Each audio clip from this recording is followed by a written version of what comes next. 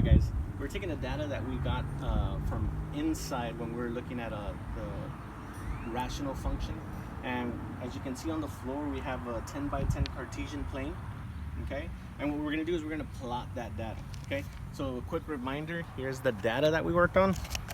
Here's the range of my inputs, so from negative 1,000 to positive 1,000, and here's the range of my outputs, which go from negative 1,000 to positive 1,000 as well. All right, so I'm gonna start by plotting these points. Now I'm gonna start at the smallest inputs, which are negative 1,000, but again, this is a 10 by 10 Cartesian plane, right? So negative 1,000 is really way the heck over there. So to keep it in range, we're gonna start off at negative 10 and negative 1/10 in the y direction. So negative 10 and negative 1/10 in the y direction would be this point right here. Then we're gonna go to negative 4, so negative 4 in the x direction, and then down negative 1/4. So again, we're really close to the x-axis. We haven't really gone too far away. Negative 2, negative half. So now half is somewhere like right here. And then we have our easy point, which is negative 1 to negative 1. So negative 1, negative 1. That's that point right there. And then we go negative half. So half, negative half on the x-axis. And then we go down negative 2. Negative 1/4, so we get closer to the line. Negative 1/4 to negative 4. Then we go negative 1/10 to negative 10. Okay, and those are our negative inputs. Okay, so as you can see on the table, our negative inputs end right there, right? So x value of negative 1/10, y value negative 10. Okay, so now we're going to switch directions. Now our x values are going to start at positive 1/8, and then our y value is positive 8. So at at x equals 1/8, we're somewhere here close to the y-axis, and we're going up to positive 8, which is that point right there. Then we have 1/4 and positive 4, and then we have 1 and positive 1. And then as we go into the positive direction, we have positive 3 and a third. So we're going to go positive 3 on the x-axis, and then up a third on the y-axis. And we're going to go to 9 and 1/9. So we're getting closer and closer to the x-axis. Okay. Now what I'm going to do is I'm going to connect all these points. Okay. So take a different chalk color.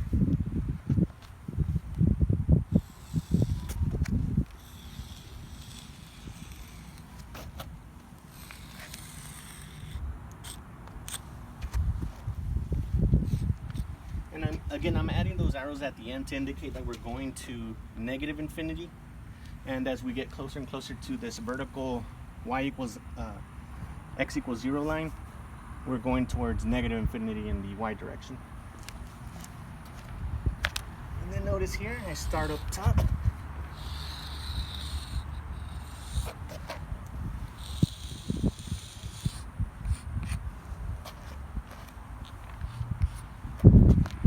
Alright guys, so that's our completed graph. Now it looks like two different graphs, but if you notice here, as my inputs get really small, in other words, I go towards a negative infinity, I get really close to the x-axis, or the horizontal line y equals 0.